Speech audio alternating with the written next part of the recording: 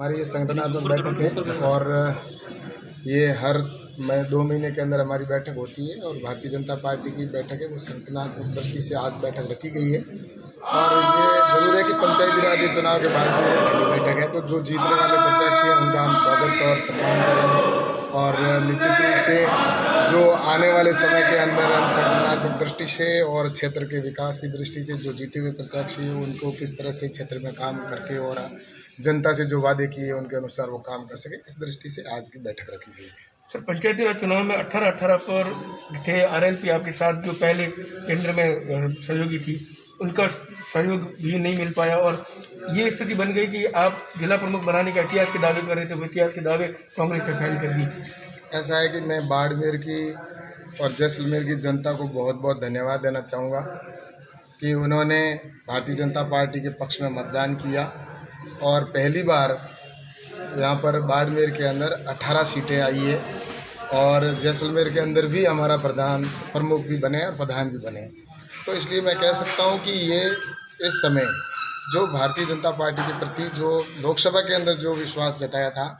वैसा ही विश्वास पंचायती राज के चुनाव के अंदर भी जनता ने विश्वास जताया और निश्चित रूप से उनके वादों के ऊपर हम खरा उतरे। ये हमारे सामने चुनौती है, निश्चित रूप से उनके वादों पर हम खरा उतरे। भीतरघात कितनी बड़ी सर टेंशन है, क्योंकि भीतरघात तो ही आपकी क्रॉस वोटिंग हुई। ऐसा है कि भीतरघात तो किसी के लिए भी चिंता का विषय है और मैं तो ये कहना चाहता हूँ कि शुद्ध राजनीति होनी चाहिए और जिसके अंदर जैसा कि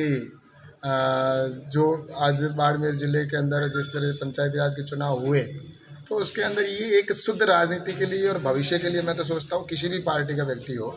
तो उनको जिस जनता ने बहुत उम्मीद के साथ में उसको जीता कर भेजते हैं और भेजने के बाद में जिस पार्टी से उसके साथ में उसको रहना चाहिए, लेकिन उसके बावजूद भी जिस तरह की राजनीति हो रही है तो मैं सोचता हूँ ये आने वाले समय के लिए राजनीतिक दृष्टि से मैं सोचता हूँ कि ये एक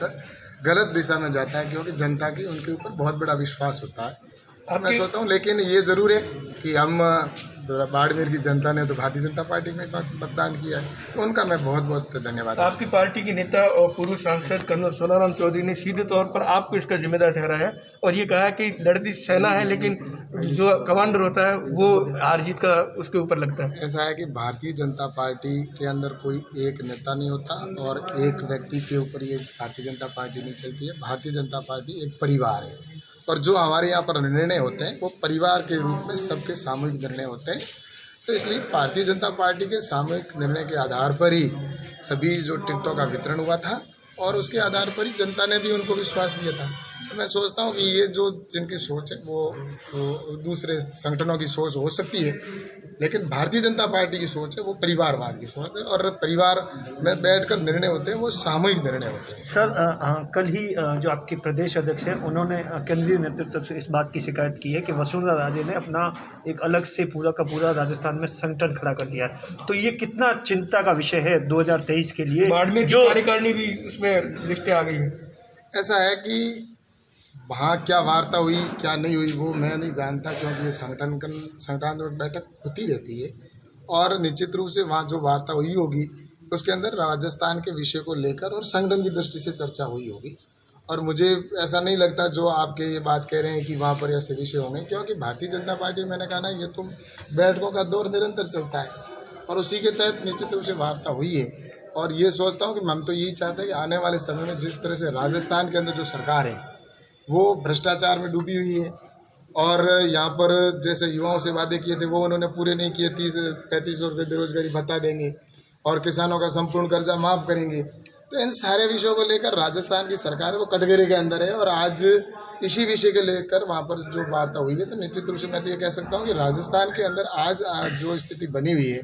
उसके अंदर मुझे ये लगता है कि राजस्थान में अशोक जी गहलोत की सरकार है वो पूर्ण रूप से फेल हो चुकी है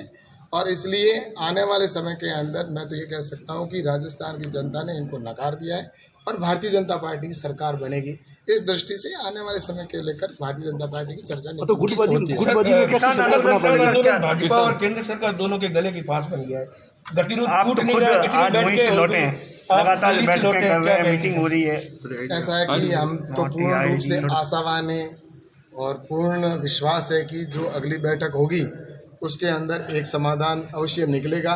और ये गतिरोध दूर होगा और इसके लिए 2 कदम आगे बढ़कर किसानों को भी वार्ता के लिए आना चाहिए